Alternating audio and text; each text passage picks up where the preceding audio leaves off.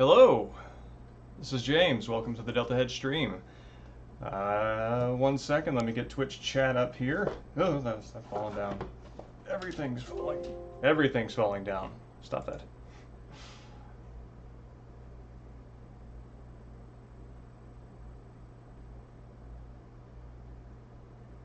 It occurs to me, with a slight bump of followers that I've received from the YouTube announcement, maybe should invest some time in some of the bells and whistles that go along with most streams. The little pop-up things that happen, you know, when somebody subscribes, and those kinds of things that are nice nods and salutations to anybody who decides to hop on board. There we go. Cool. So, hi, welcome. I'm, just to be honest, a little beat today. I went out into the sun, and I, being somebody of more fair complexion, manages to burn quite easily. You can kind of see the line there between part exposed at an outdoor sitting arrangement and part not. So it's sun takes it out of you, but you know, gonna keep hydrated and keep the energy up. So yeah, opening as usual. This is been reading the Bradbury Chronicles, Ray Bradbury's biography. Continues to be very good. Again, having read several other biographies of historical figures whose legacies are somewhat more mixed. Like the most recent biography I read prior to this was of Sir Walter Raleigh, who, you know, being of the whole conquistador sort of era and profession, and the privateering and all that, has a more ambiguously positive reception from history, and so as a result, a lot of the documentation gets into some of the darker sides of the personality, both as they would have been considered darker then and as we do now. But Bradbury is just this very unambiguously loved figure. I can't really think of anybody who dislikes him enough to try to dig up dirt on him, and that certainly is not the biographer's MO. I mean, if anything, one of the things this book does is it just loves Ray Bradbury, and it's kind of fitting because Ray Bradbury just loved life, and he loved the things that he loved. So it's kind of fitting, and it's welcome. I actually repurchased on the heels of this 2001 hardback book of his. I'm not remembering the name of it, but it's about a family of ghouls who all have a homecoming, and yeah, so looking forward to that coming in. Other than that, I actually slacked on the poetry I was reading and wound up roving my way over to the Selected Poems of Tufu by David Hinton. David Hinton is an excellent translator of Chinese poetry and also Chinese wisdom literature, if you have a hankering to go look for it. His last name is Hinton. It's manages to be simultaneously poetically fluid and also have the kind of fidelity to the literal meaning, or the exact, literal isn't the best way to describe it, the exact means of expression, whether they be poetic or, you know, direct, that the originals do, by all accounts. So yeah, he's very good. Let's see.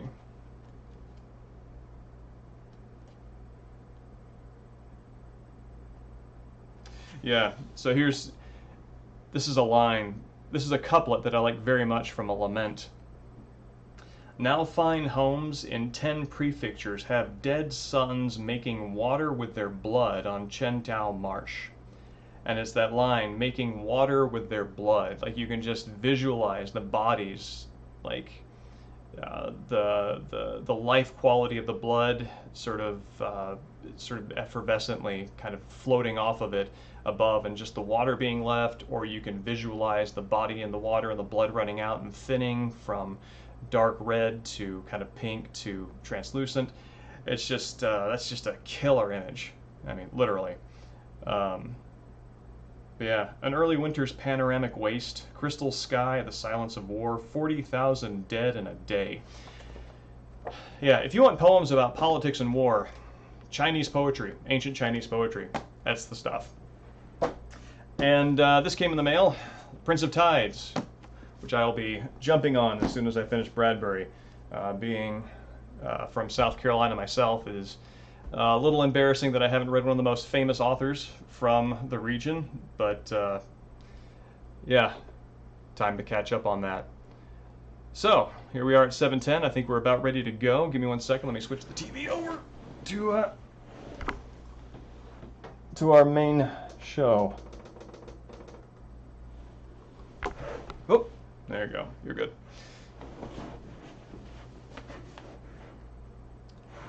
Yep.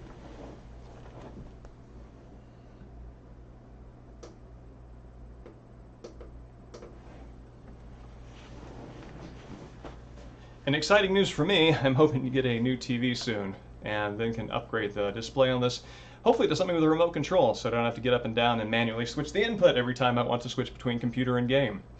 So this will likely be our last installment of Silent Hill Origins, I think. We've uncovered the tragedy of Travis's mom. We've uncovered the tragedy of Travis's dad.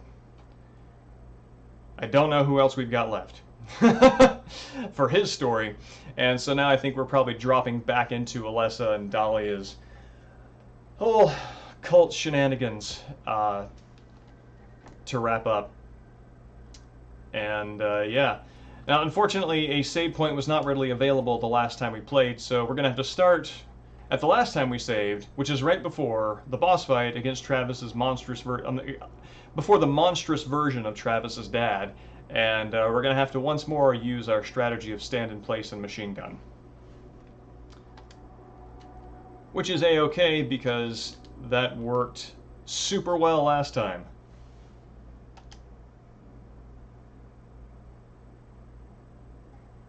That's actually a bit silent on my end. 1 second. All right. Yeah, cool, I can hear that good.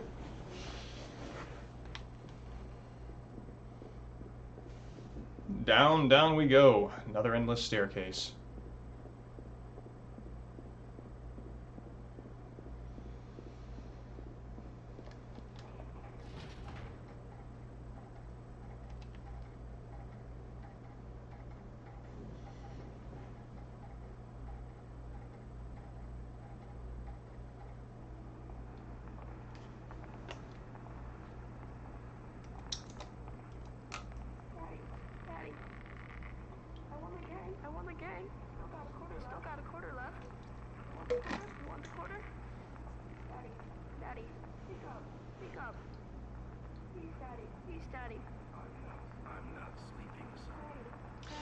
I am interested in the implication that Travis is apparently an excellent pinball player. He was able to, when he says beat the game, I'm just scanning that as like make the high score. He was able to make the high score and have change left over, and he was so satisfied with his accomplishment that he considered the game finished and didn't play again on the next quarter. So that's good on Travis for knowing when his mission is done.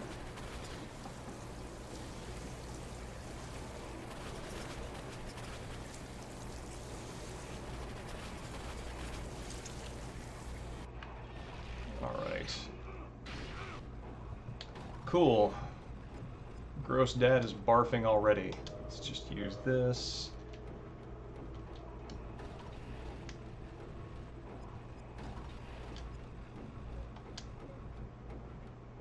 And where did... Okay. Okay, cool. I have to check like 3 different pieces of information on this. The the ammo count, the graphic, and the name to make sure you're choosing the right one.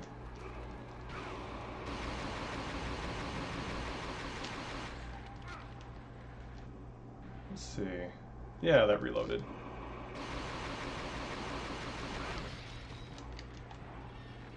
Whew. Wow, he's hitting harder than he did last time, and that ampoule is not pulling its weight.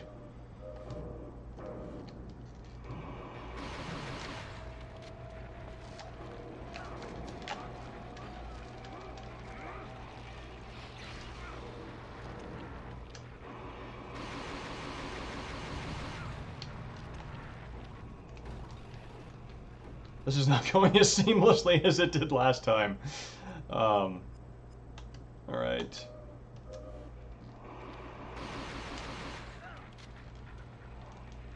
Oh no, dude!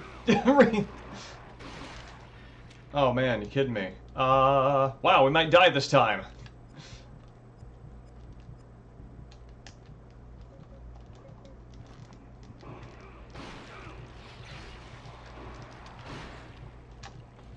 There we go. That did it. At considerable cost to health resources. Wow, I kind of want to do that again and not screw it up so bad.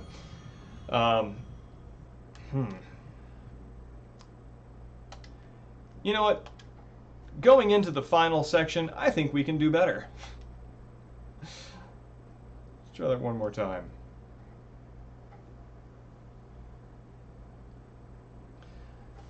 So resolution this time is to stand less immediately in front of the spewing mouth with its acidic vomit.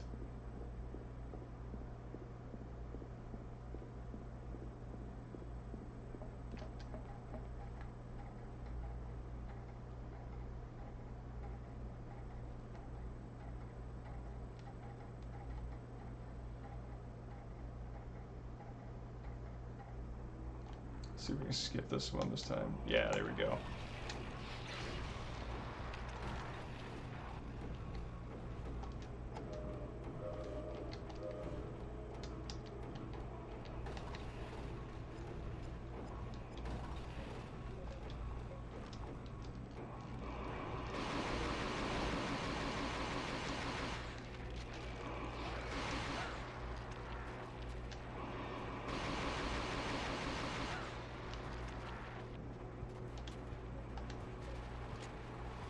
Okay.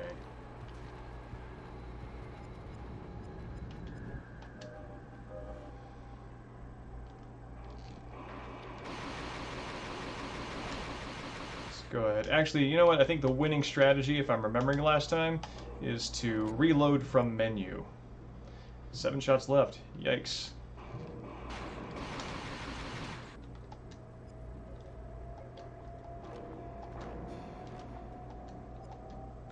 Is there anything left? No, nothing left. Cool. Hi, Peacher. It's good to see you. I think you are the you were the first one in tonight. It is a slow start.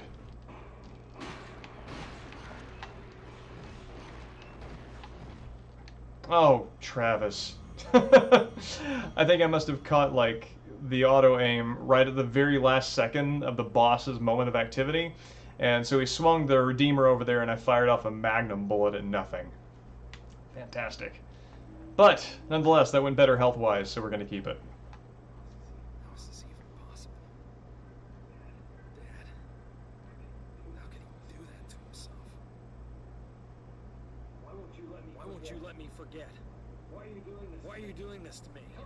Come out! Come out! I've got your thing for you. Happy? Man, I think probably the last thing that I would do, even stuck in the other world, is to call Alessa out for any kind of confrontation.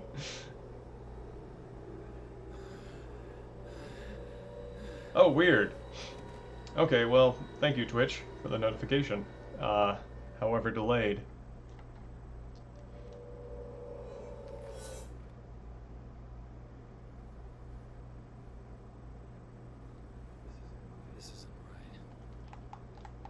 I like how, like, he's not even shocked anymore.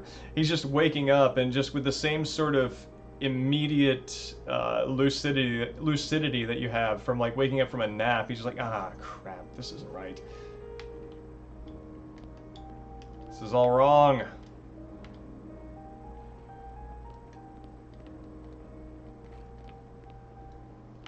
But just in case you get jumped and I freak out, let's take that Redeemer out of our active slot.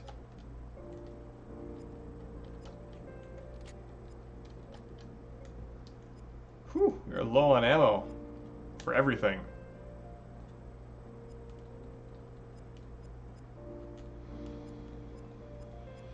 Alright. Time to hold our security lamp. Hold it tight and never let it go.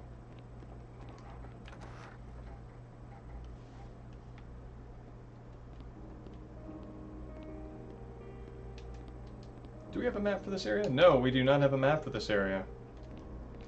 Actually, this is suggesting that we are kind of on the tail end of whatever is of Travis's journey, because previously, every time we finish an area, we wake up in a clean version of it, and we still carry over our map and everything.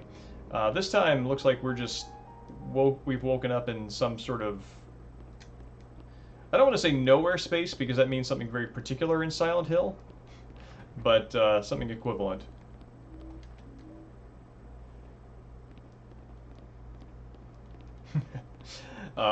Yeah. In the presence of an occult object, Travis walks across the room and picks up a wrench. This is the last one. Oh, that's right. We left off on a puzzle last time. God help us. So, all right.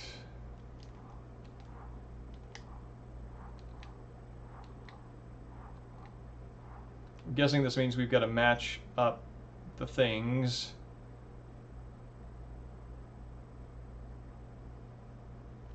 To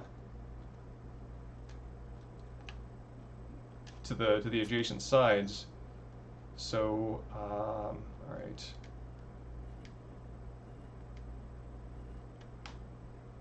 No, that's not right.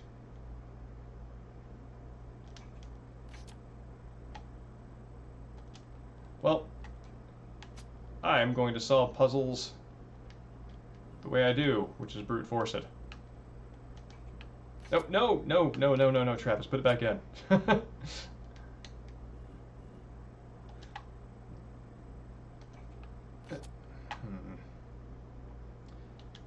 Okay. There we go. Okay. Most challenging part of this, the interface. That can't be either one of them.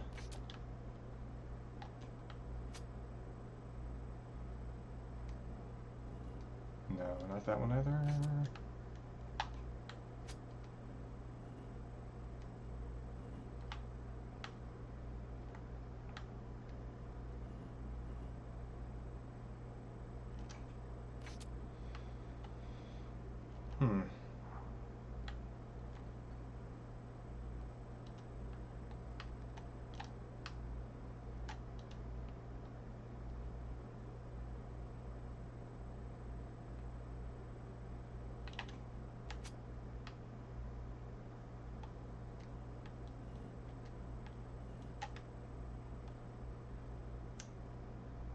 Slightly bewildering. Oh wait, are they supposed to all be the same image per side? Okay.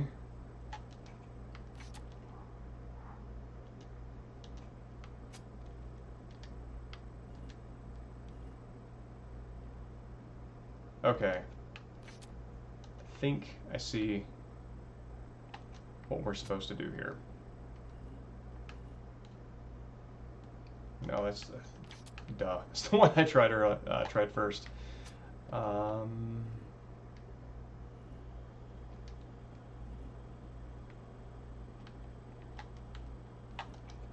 that one either.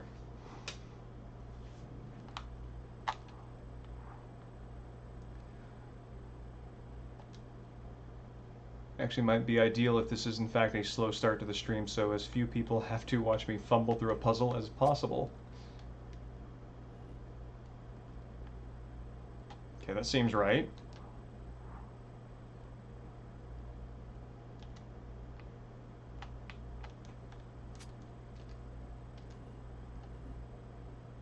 That also seems correct.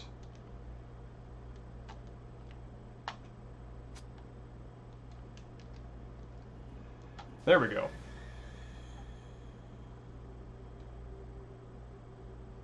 Ooh, did I just assemble the Flauros?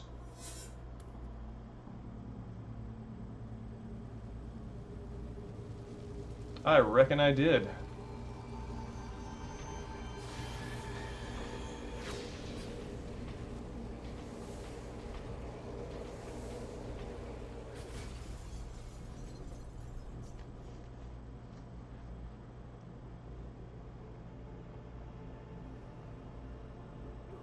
You're here?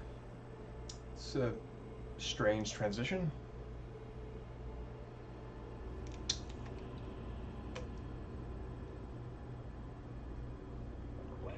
Wait!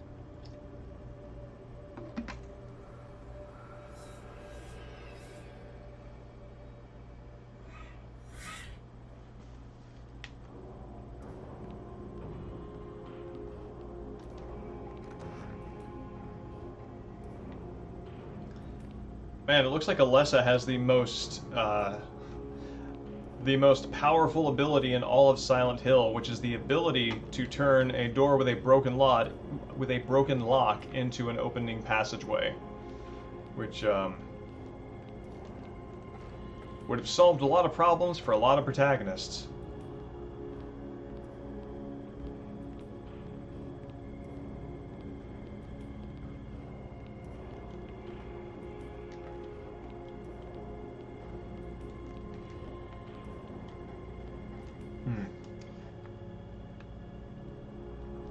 Music is still suggesting we are in some sort of revelatory moment here. I do wish I knew kind of where I am.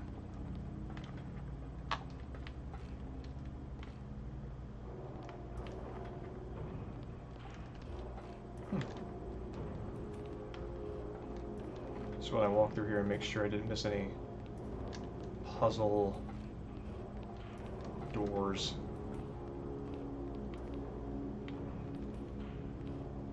It seems I did not.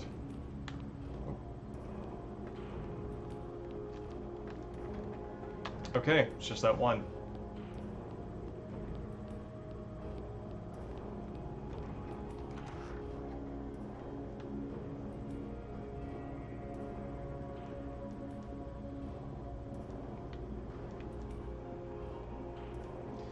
This looks very similar to the hospital stairways.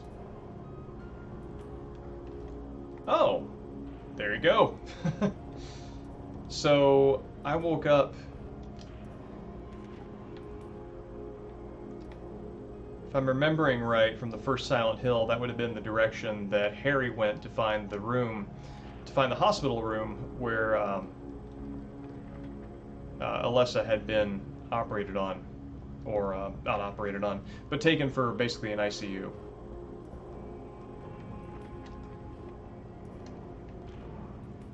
Okay, yes. Let's save. Not overwrite, just save. To not have to do Gun Dad again.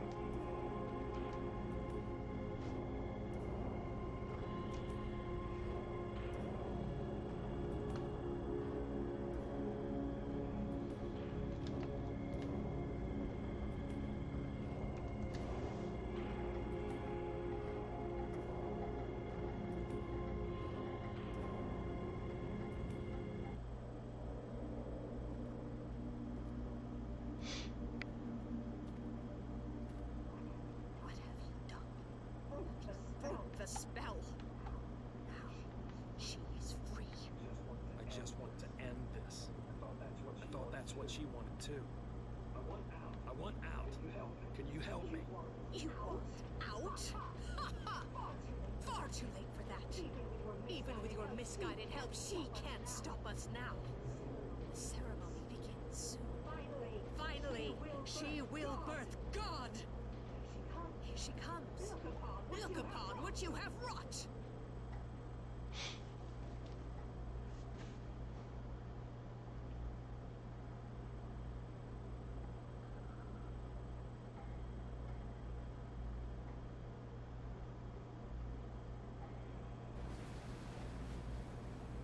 Oh, we're in full FMV territory now. Oh man, they're pulling straight from the movie on this one. Kind of like the image of Travis's hat flaking off and there being just some sort of like metallic skeleton underneath that as well. There's nothing that Silent Hill can't make industrial.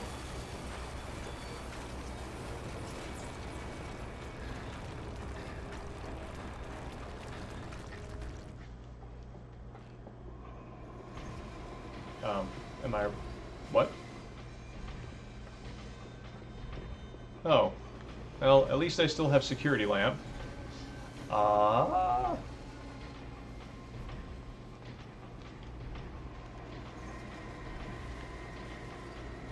Okay.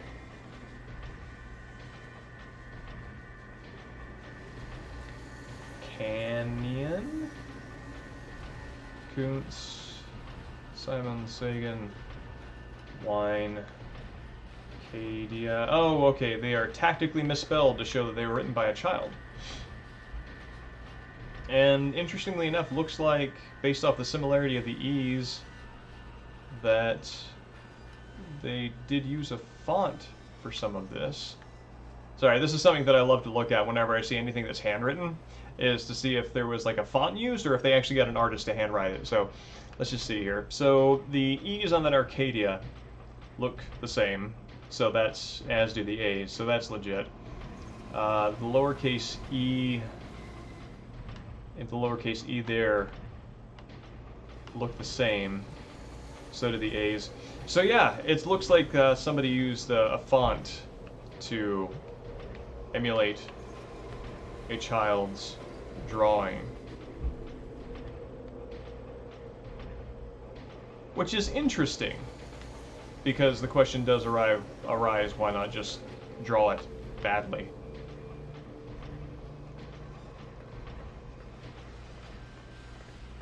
What am I looking at here? That is interesting. I mean, I know this is like supposed to be like a bunch of rebar and stuff, but it does look weirdly organic.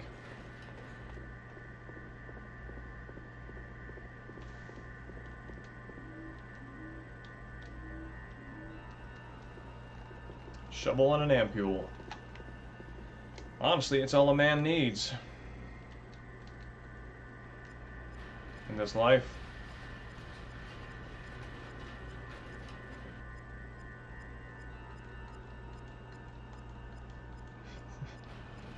God, Travis. Wow. One more look into Travis's consciousness. Short handle shovel, good for maiming bodies and then for burying them.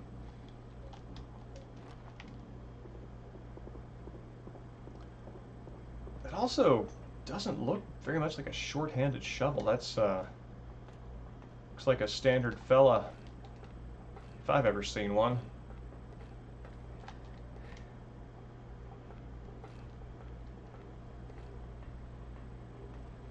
Oh, God.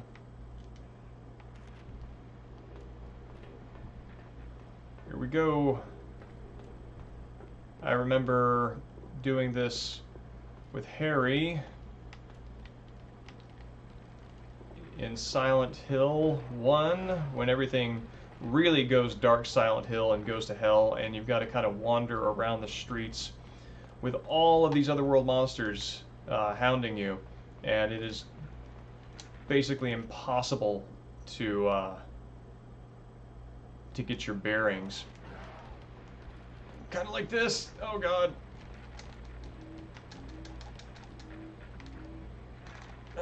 I like how it very politely waited.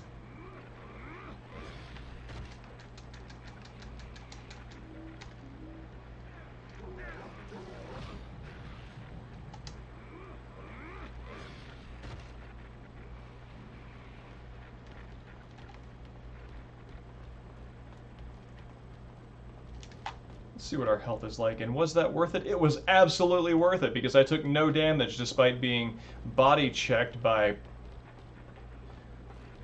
that, whatever it is. Alright, this is a fine place to use our energy drinks that we have been hoarding the whole game, and which I hope to God there is not another scenario coming up where I will need them more. I am guessing, so that hospital wasn't there um, when I actually ran over there. So I'm wondering if this red building over here is one place I can enter as a kind of no, run, run, run, run, run, um, as a resource house. Ooh, oh man, oh, it's not good. I regret a lot of this, and it turned out fine. All right.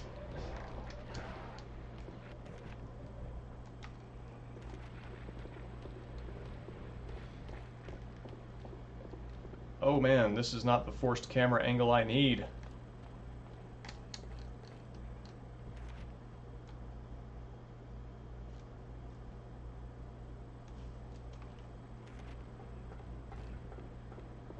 Yeah, okay. Okay, I gotta go that way. That's our Caliban.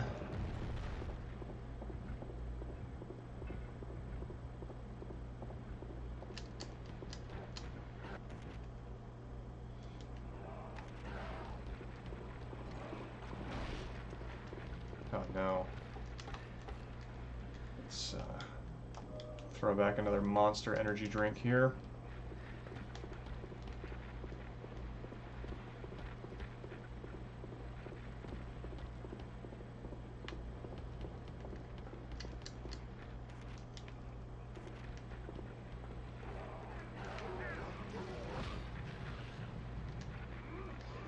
I know that a mini-map kind of violates the spirit of Silent Hill and the exploration, but again, kind of with Harry's jaunt through the dark, there comes a point where you wind up toggling back and forth between the maps so much that you kind of wonder if that's what the point of the experience is supposed to be. To be clear, I'm fine with them leaving it as a map. I think that it makes sense as the character. Pardon me. Thank you. It makes sense as the character to be constantly sort of ducking down and referencing it.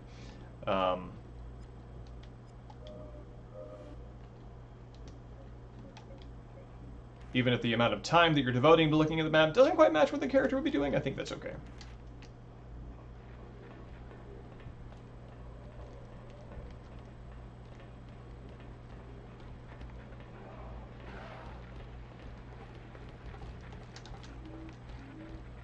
Run! Oh, there's more. I didn't mean to get more. Alright, Map Maven. Oh, this is the antique shop. Green Lion. There we go. I think that was the name of the antique shop in the original, and also even, I think they named it that also in Shattered Memories. I'm feeling more certain about that being the name in Shattered Memories. But this is a very nice camera angle. I like the tilt. I like the downward slide.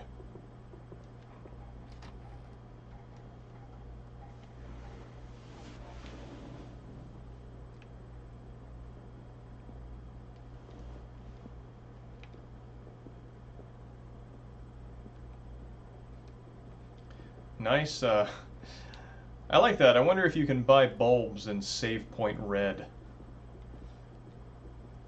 Seems like it seems like there might be a market there for colors, craft colors that reference familiar hues, like that from game design.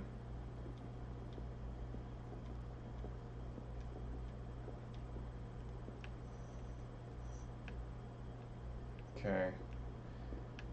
Just want to do one more sweep of this room here and see if we're missing anything.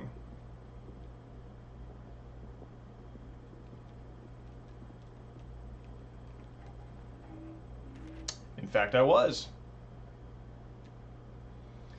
Flower roast device. Origin unknown.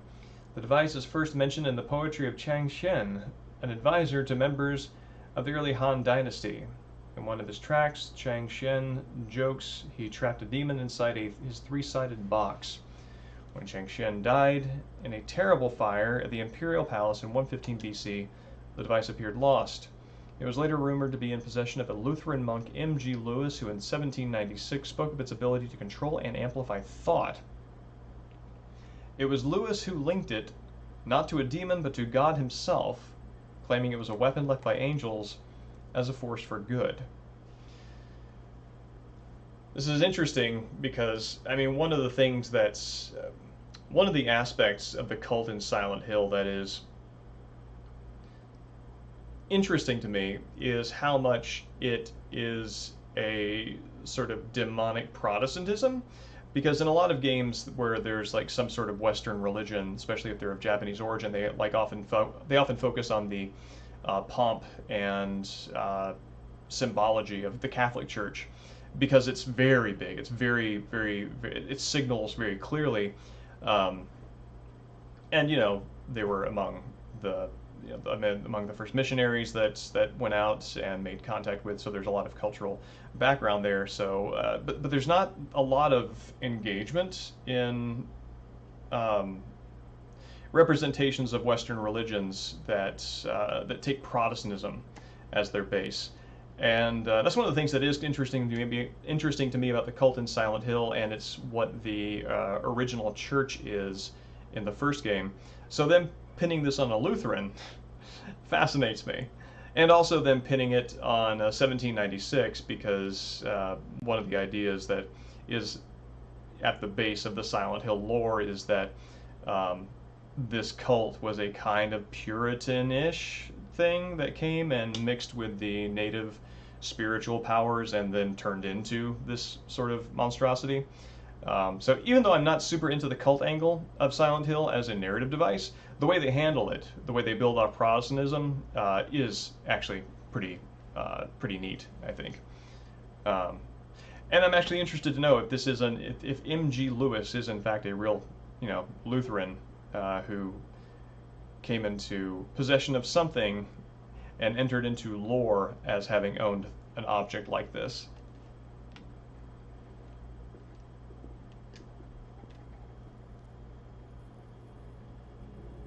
Would absolutely not want to do this.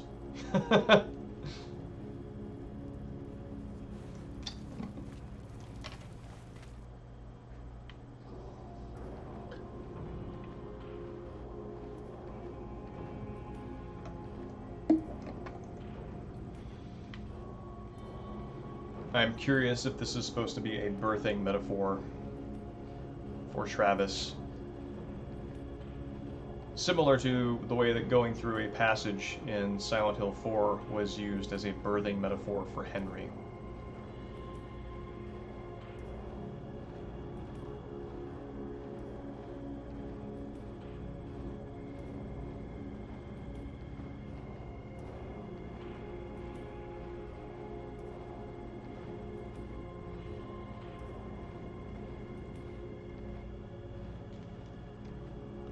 No, I still have control over.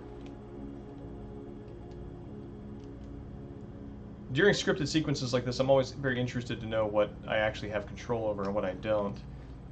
So I can go backwards. Can turn the light on and off. I can be told that I don't have a map. And nothing else works. And it looks like Travis's speed stays the same whether or not I press the square button. Cool.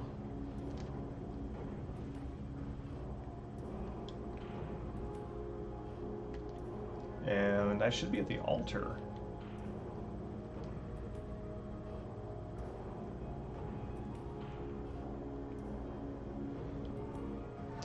Cool. I noticed they're doing something similar with the save points here as they did with the save points at the end of Silent Hill 2, where, James has been looking at this this red rectangle the entire time, staring into it, seeing his reflection in its surface, and that's when you save the game. And you know that can be kind of interpreted as a metaphor of his looking inward on himself. And they kind of do the same thing here, where they just like basically square it. No, square isn't maybe the appropriate mathematical term here, but you know what I mean. They make it bigger on the terms of its design.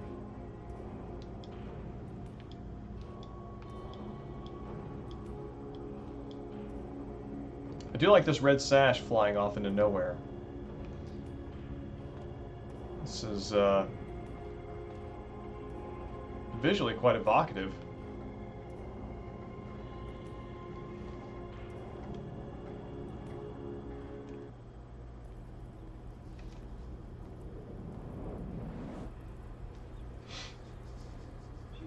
She's really worked you over, hasn't she? I'm surprised to see you. We had assumed you'd just leave. Time to put her pawn to sleep. Good night.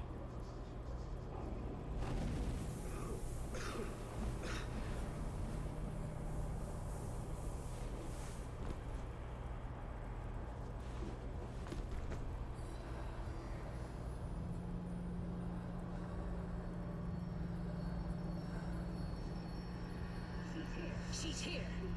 We need to begin this now. Don't worry, I'm wondering if with him out of the way, she has no conduit for her power. this is Kaufman's rare flourishing of his powers as a cult wizard. Don't touch. Oh, it's hot. Leave it be.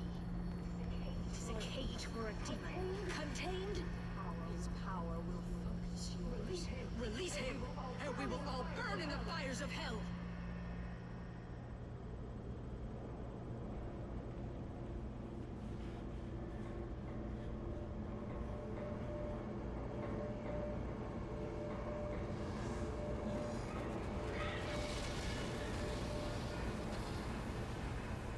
So this is a weird transition. I kind of suggests that I'm fighting the demon that is inside the Flaros.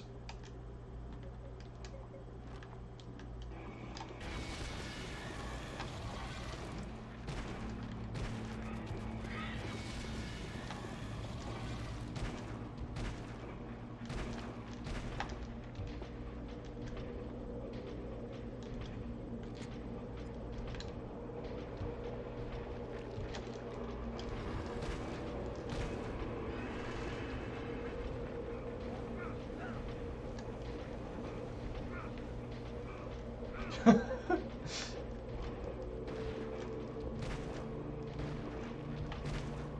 see, where am I at there?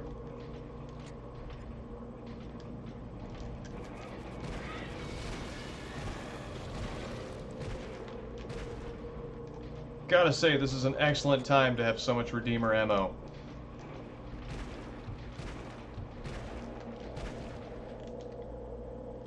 It would be even more excellent if it seemed to be doing anything. It's not, as with many of the other bosses, it's not super clear what damage I'm doing.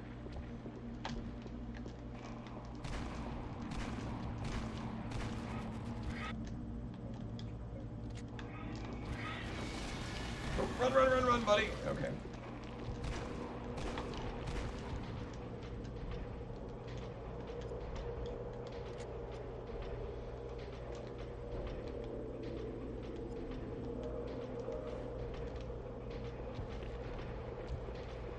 I'm guessing it's like instant death if that thing touches me.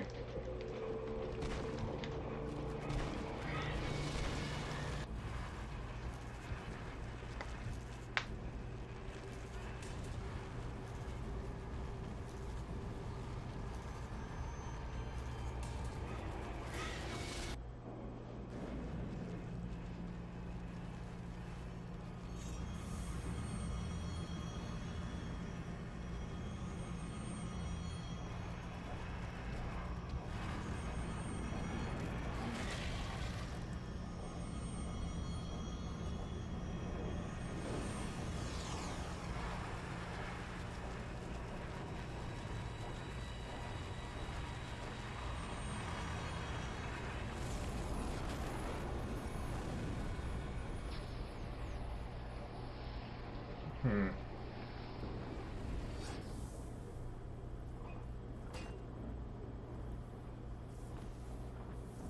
So it looks like either the demon was released and is now re-imprisoned, or a demon was summoned as part of their ritual, and Travis then captured it in the Flaros.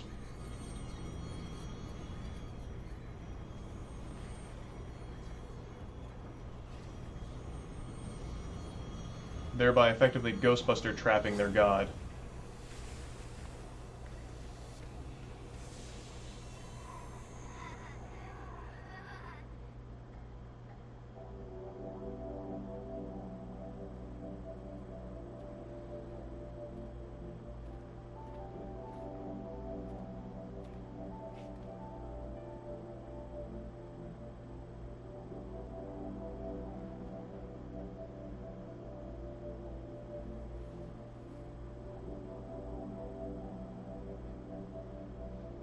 Silent Hill can take my soul, but they can't take my truck.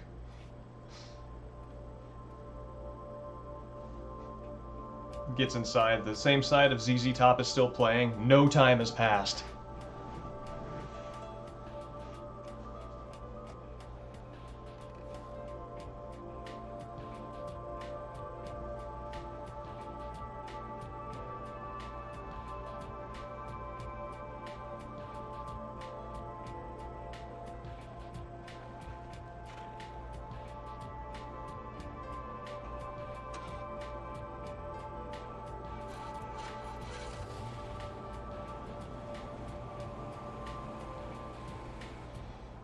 Shipping from Owl Creek, Alabama, which I guess is where Travis hauled off to after he left Silent Hill.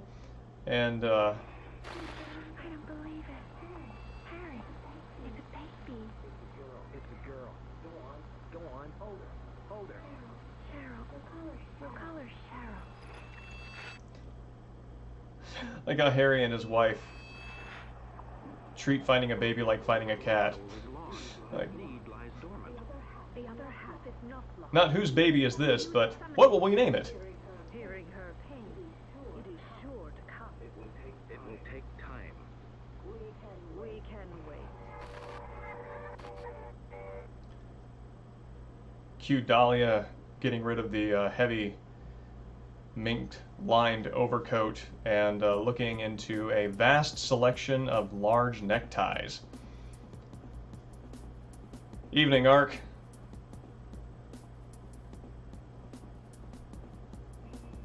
Yeah, so it looks like we got the happy ending on that. Travis was not punished unduly for killing, even though I thought that the bad ending depended on like just killing a lot of monsters, and I was trying to kill as many as I possibly could, because the bad endings are usually more interesting than the good in Silent Hill.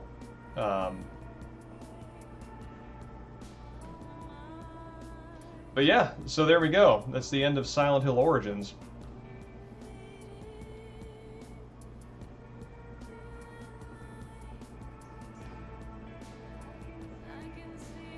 I know that the oh, Babel Media did QA.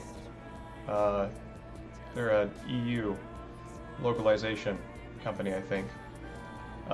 If they're who I'm thinking of, but which makes sense because I think this was EU designed.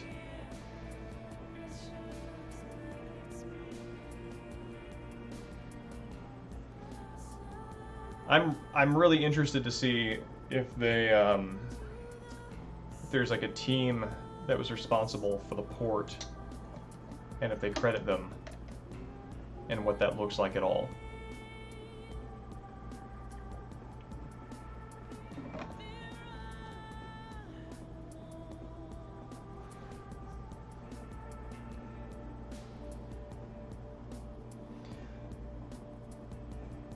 Original concept, Kevin Hendrickson. I mean, overall, even though I think in one of the earlier streams I was skeptical about, you know, the need for a prequel, and I think that that challenge does still stand to the game, it's not bad. It tells Travis's story, it has a story to tell about him, and it it does a kind of by the numbers Silent Hill thing by manifesting and playing out his own trauma and his past in the Silent Hill nightmare space. I think what would have been a little what would have made that more interesting to me is if Travis's story and Travis's background somehow segued more into the sort of tense relationship between parent and child, and reflected in some way on Alessa's and Dahlia's relationship. Kind of make young Travis and Alessa in some ways spiritual siblings, for having gone through the same kind of struggles. That said, ooh, VO. Mikey O'Connor. I don't know who that is.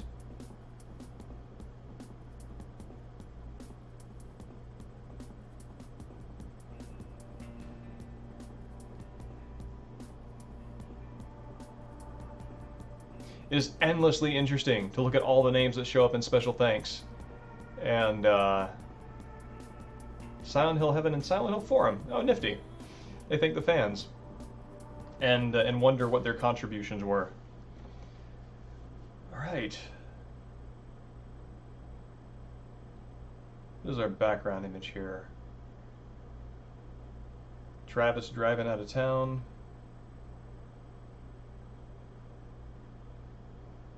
Doesn't name a separate port developer studio? Yeah, I would guess so. Which is, I mean, it's interesting because I know that even on projects like the Metal Gear Solid HD collection, which actually that might have been a Blue Point conversion.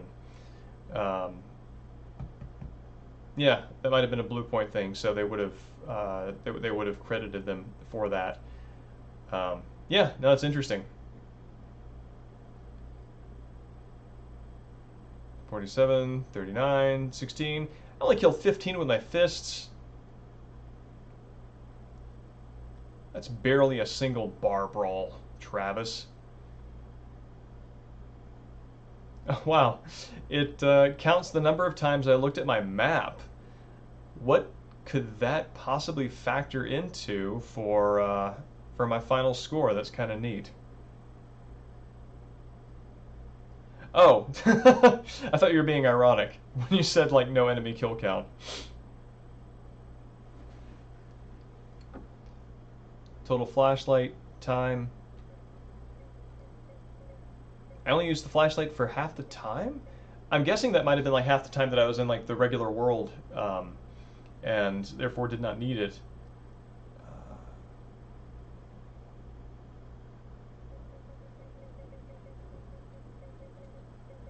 Huh. I wonder what... Let me pull up a calculator real fast and just kind of do some numbers on this. So, total number of enemies killed, 47 plus 39 plus 16. Nope, that's not how you do it. 47 plus 39 plus 16. All right, that's 102 enemies killed. And yeah, that's that arc. That's what I was testing to see if the if the total number of enemies that I killed was close enough to 100 that, you know, that it would have basically been a percentage is the word I'm looking for, at the top.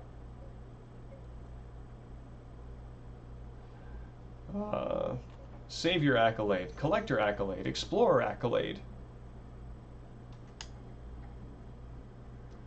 Special save file will retain your accolades and allow you to start again from the beginning of the game, making use of all your unlocked items and outfits, as well as other special features.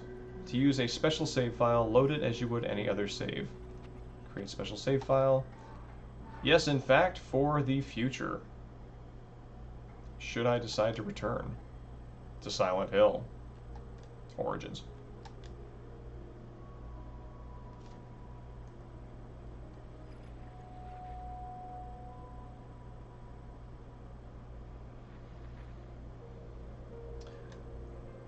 All right.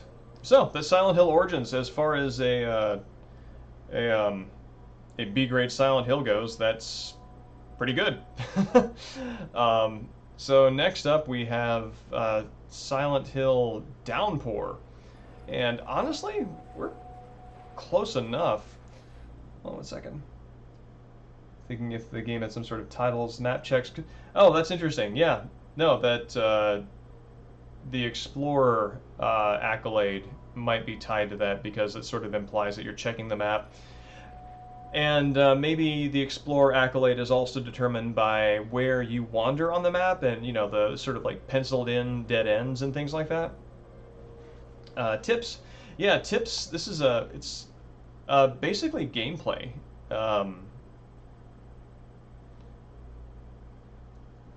Like this is explaining what the map feature is. This is explaining how to interact with objects, how to attack, how to finish. Yeah, it's basically how to play. Oh, there's that wrench I picked up at the end. I'm glad Travis... Actually, you know what, man? Travis getting into his truck, I bet the second he hits a way station, they are going to compare the weight of that truck at the next way station with the weight the last time he stopped, and they're going to find out that it has about 30 melee items worth of kg added to that truck's total weight, and he is going to get inspected. Sir, what are you doing with 3 typewriters, 2 security lamps, and this filing cabinet suspiciously empty of anything? Also, these drip stands, this tire iron, an assault rifle. You know, this is America, that's fine, whatever. Yeah, that's going to be Travis's epilogue. How will Travis get out of truck jail? Real life tips. Yeah, that's good. I like that.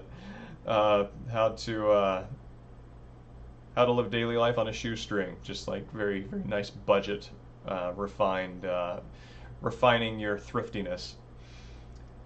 So yeah, this brings us to the end of Silent Hill Origins, and honestly, we're only like an hour into the stream. So what I'm thinking is we might as well go ahead and start downhill origins, downhill origins, Silent Hill Downpour. I'm sorry, I was out in the sun today. I'm a little sun tired, as I showed at the beginning of the stream. Being as fair as I am overall, as you can see my mark of burn.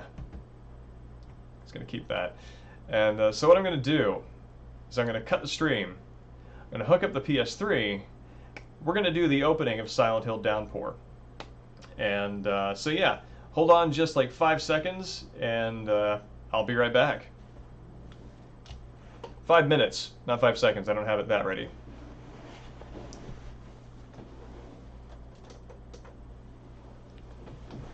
I honestly thought the boss fight was going to last longer than that.